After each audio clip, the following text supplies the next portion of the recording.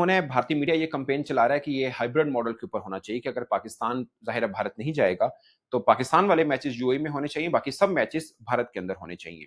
क्या ऐसा हो सकता है? नंबर 1। नंबर 2, बहुत से लोग जानते हैं कि एशिया कप जब से चल रहा है, शायद 84 से चल रहा होगा, एक बार सिर्फ भारत के अंदर हुआ। एक बार ऐसा भी हो चुका है कि भारत एशिया कप के अंदर शिरकत नहीं की थी, शायद 86 का था, मगर वो प्रॉब्लम पाकिस्तान के साथ नहीं, श्रीलंका के साथ पॉलिटिकल इश्यूज थे, इसलिए वो श्रीलंका के अंदर हो रहा था और भारतीय टीम वहां पे नहीं गई थी। तो एक एक बार ऐसा हो चुका है कि दोनों टीमें एक एक बार नहीं हुई हैं।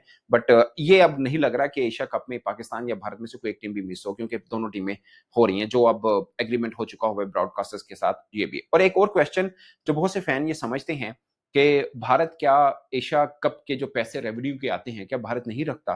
ये चूंकि भारतीय मीडिया की तरफ से भी, उनके फॉरेन मिनिस्टर्स की तरफ से भी ये बात बहुत बार बोली जा चुकी है। 2-3 इश्यू हैं। सबसे पहले ये कि 2018 के अंदर भी भारत मेजबान था। अच्छा, ये सब चक्कर में ना, पाकिस्तान इंडिया के चक्कर में सही लॉटरी बांग्लादेश की निकलती है, यूएई की निकलती है।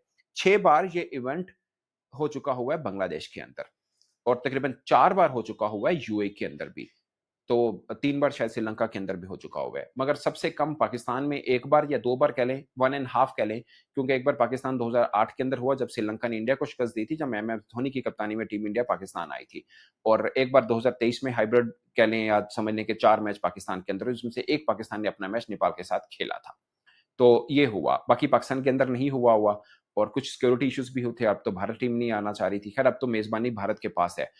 इससे पहले 2018 में भी भारत के पास थी, मगर भारत ने खुद इवेंट यूएई में कर दिया था, क्योंकि उनकी गवर्नमेंट ने कहा था कि शायद पाकिस्तानी क्रिकेटर्स को वीजा इश्यूज की प्रॉब्लम हो, तो क्रिकेटर्स को प्रॉब्लम हो, इस वास्ते वो इवेंट ही भारत में नहीं हुआ था। भारत ने खुद अपने ये फैसला करके उसको यूएई में कर दिया था।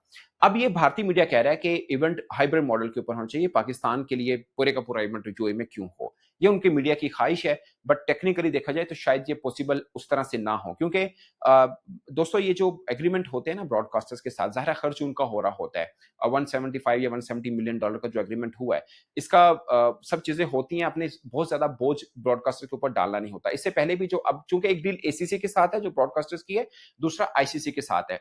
फर्ज़ किया जो पाकिस्तान का चैंपियंस ट्रॉफी जो इवेंट था वो आईसीसी का इवेंट है। उसके अंदर हाइब्रिड मॉडल के ऊपर हुआ, उसमें ब्रॉडकास्टर्स को ठीक-ठाक किस्म का धचका भी लगा कि कुछ मैच यहाँ पे कराने हैं, कुछ यूएई में कराने हैं। शिफ्टिंग और फिर जो क्रिकेट वैल्यू गिरती है वो अलग बात है। बट मेन से पैसा आता है, वो अफोर्ड भी हो जाता है। विमेन टीम से पैसा भी इतना नहीं आता। विमेन के भी हाइब्रिड मोड में होने जो इंडिया के अंदर होने, तो उनको इस तरह से भी थोड़ा-सा नुकसान होता है। मगर एशिया कप में इतना ज़्यादा पैसा इन्वॉल्व नहीं होता, इतनी टीमें भी इन्वॉल्व नहीं होती। पाकिस्तान का जो हुआ, आप उसको ट्रू सेंस के अंदर हाइब्रिड नहीं कह सकते, क्योंकि पाकिस्तान क्रिकेट बोर्ड की ये ख्वाहिश थी कि चूंकि हमारे यहाँ एक लंबे टाइम पीरियड के बाद एक इवेंट ऐसा होना था जिसमें 6 टीमें खेल रही हैं या एक ज्यादा मल्टी टीम्स खेल रही हैं। हमारी ख्वाहिश थी कि वैसे तो उस वक्त जेशा साहब थे, वो चाह रहे थे कि सारे का सारा इवेंट ही श्रीलंका के अंदर हो, मगर पाकिस्तान की कोशिश पर हमने 4 मैचेस यहाँ पे करवा ली थी, जिसमें से एक मैच हमने नेपाल वाला खेला था और उसका हमें नुकसान हुआ था, क्योंकि हमारी टीम को आना जाना ये बड़ा करना पड़ गया था। खिलाड़ियों ने इस चीज का इजहार भी किया कि हमें ट्रैवल ज्यादा करना पड़ रहा है, तो हम खुद मेजबान है और हमें इस चीज का नुकसान हुआ था। शायद पहला हमने आना है, फिर जहां पे खेला, फिर वापस गया, ऐसा कुछ सीन हुआ था पाकिस्तान का।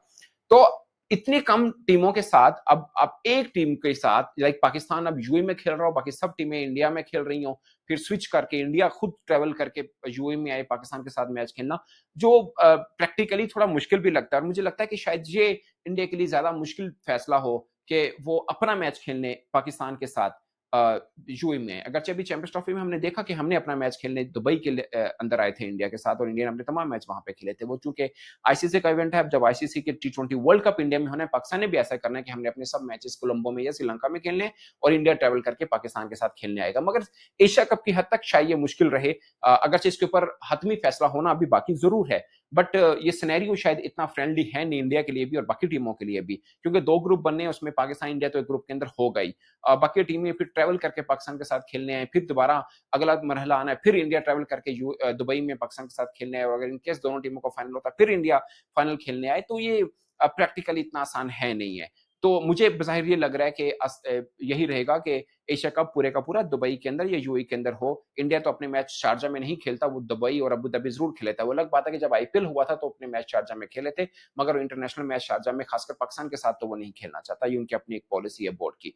बट पाकिस्तान के कुछ मैच हो सकते हैं, फर्ज के पाकिस्तान अफगानिस्तान का अगर कोई मैच होता है फॉर एग्जाम्पल, तो वो शारजा में रखा जा सकता है। तो एशिया कप के कुछ मैच हो सकते हैं शारजा में, बट इंटायरली इंडिया अपने मैच दुबई में खेलता है। ये है। अब नंबर 2 क्वेश्चन के अमूमन इंडियन मीडिया भी कहता है और उनके फॉर्मर क्रिकेटर्स भी कहते हैं कि हमें तो एशिया कप से पैसे नहीं आते हैं, हमें जो आते हैं हम तो वो डिवाइड कर देते हैं दूसरे में। तो ये दोस्तों ये बात बिल्कुल ठीक है कि इंडिया क्रिकेट जो बीसीसीआई है, एशिया कप से पैसे नहीं लेता। ऐसा नहीं कि लेता नहीं बट लेता है, बट अपने पास रखता नहीं है, वो दूसरे बोर्ड को जैसे नेपाल या छोटे एसोसिएट मेंबर हैं, उनके अंदर तकसीम कर देता है और उनकी प्रमोशन क्रिकेट प्रमोशन के लिए कि उनको बीसीसीआई समझता है कि हमारे तो ऑलरेडी पैसा बहुत ज़्यादा है, तो ये हम छोटे बोर्ड्स को दे देते हैं, तो वहाँ पे क्रिकेट में काम आ जाएगा या क्रिकेट प्रमोशन में आ जाएगा। आप कह सकते हैं एक अच्छा स्टेप है जो बीसीसीआई लेता है, बट पाकिस्तान, श्रीलंका, बांग्लादेश, अफ़गानिस्तान ये ऑलरेडी पैसों से स्ट्रगल कर रहे होते हैं, तो ये वाला स्टेप ये नहीं लेते। तो ऐसा नहीं है कि बीसीसीआई अपना हिस्सा नहीं लेता, वो हिस्सा पाकिस्तान या बाकियों में डिवाइड हो जाता है, ऐसा नहीं है। हाँ, उनके पास जो उनके हिस्से के पैसे आते हैं,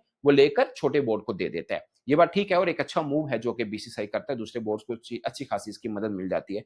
मगर इस चीज़ का बाकी बोर्ड को ये फ़ायदा नहीं होता कि इंडिया के हिस्से के पैसे उनमें डिवाइड हो जाएँ।